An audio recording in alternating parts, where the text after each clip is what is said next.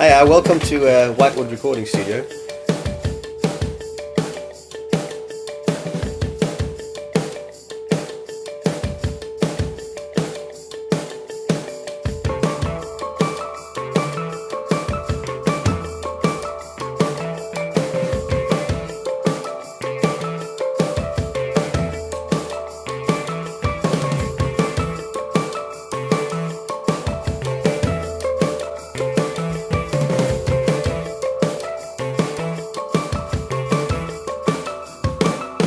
Most of the gear we got for specific reasons like that. I decided that I remember I was going to do some vocals on my band's record, and I was looking for an excuse to not sing, so I had to get an expensive condenser microphone. So sort of top of the range vocal mic, which is a Browner condenser microphone, that was got for that specific reason, and it was kind of an excuse. And a lot of the gear we got. So then you didn't want to sing, and then you had to go into a manly preamp. Yeah, which is pretty expensive.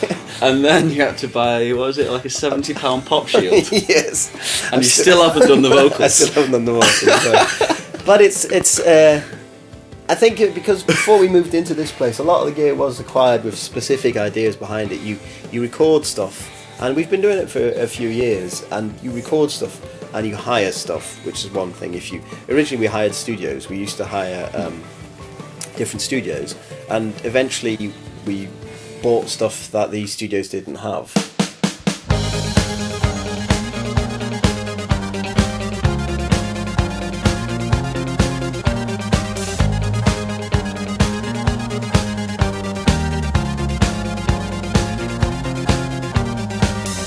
I think we've made a few bargains. We've got some really good stuff.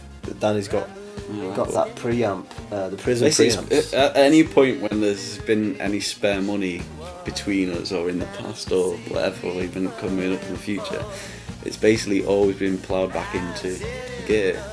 And what I tend to do, what we both probably tend to do, is buy second-hand stuff, but of really good quality.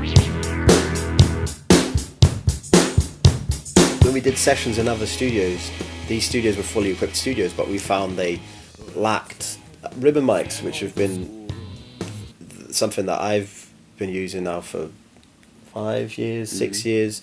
Because the first time I heard a ribbon mic, I was just blown away by the sound it was capturing. And in those days, no studio had a ribbon mic. Everybody had condensers, and there was some dynamic mics left, but it was very much an out-of-date thing. So I started collecting ribbon mics, and we've got 4, 5, 6, 7, 8, 9, 10, 11 different, and there's different variations we have because they all sound different. And the same with all the other gear. It's kind of stuff that we thought that wasn't present in traditional studios but actually needed to be there. So when the time came to move here, we had all the bits that we thought made it special. So we kind of stocked up on a few standard things, which means we've got most standard things, but also we do have all the special bits that we felt make recording special. Same thing, we don't have a traditional big analog desk, just because of the way we've recorded in the past, which is in rehearsal spaces, in people's houses, we needed to be mobile, so it is microphone straight to preamp onto a converter straight into the computer. Our whole setup here is basically a very elaborate way of that. There's a patch bay there which makes it easy for you to plug every microphone into every preamp, into every input on the computer. So it's flexible, but it's still, in essence, is the same approach.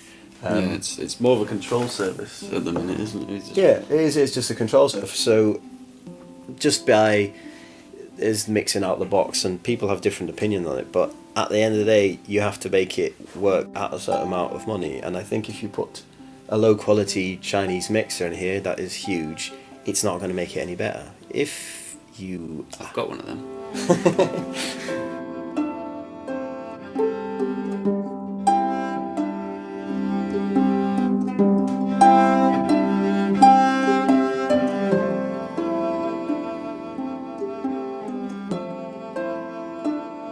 Chronologically, the first band in here were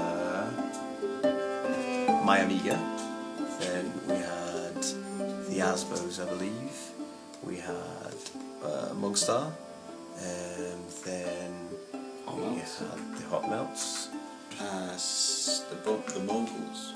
Moguls. There's a band from Germany who came over and did a record here called the Air People. The Young. We've been here 2 times now. Got that fucking tank in. Then we had a band from Leeds called Magnificent. They came down. We had a young lady who plays a harp in here. Played harp and cello. Which was a really nice session called Rebecca Sharp. She came.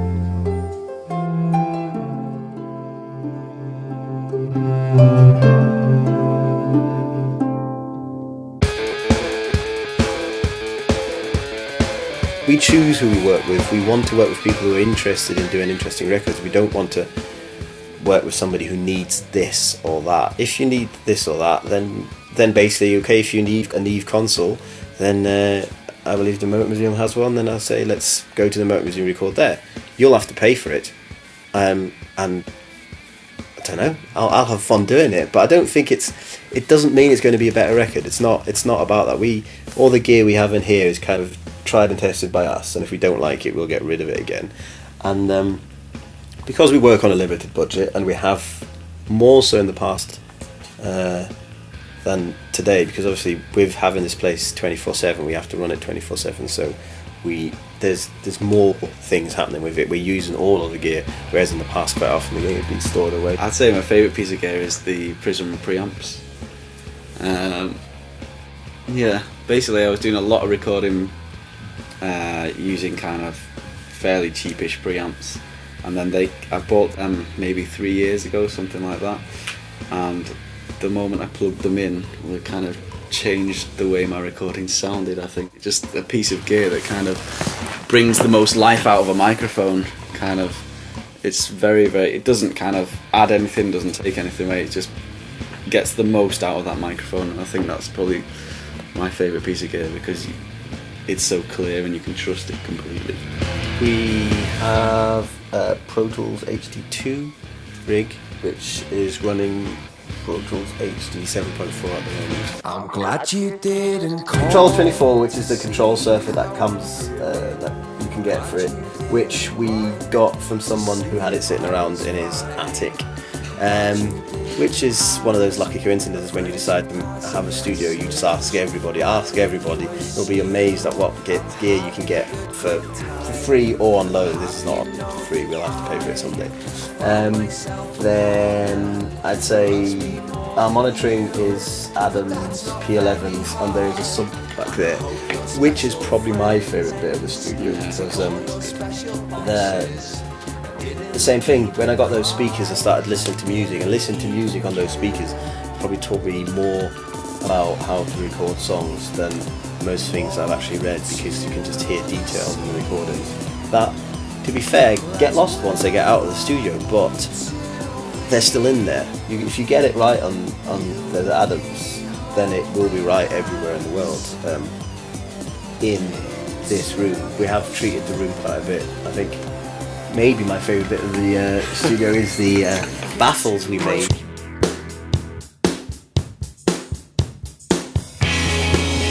Try and get on a course when you work in the studio, but also have your own setup at home. You have to know your computer inside out. Your computer's going to die on you in a session, and you need to know why the computer's died and what to do about it. I think the question before was what young engineers, aspiring engineers, producers should do. It's listening. It's all about listening. It's about listening. It's about understanding. I think there's people who sort of say they work with somebody who shouted names at them and tried to inspire them to their best, which is some form of motivation. But I'd find it a bit. The studio should be a pleasant, nice atmosphere, relaxed atmosphere, where somebody can achieve their best because they feel like they want to, not because someone's telling them that they have to.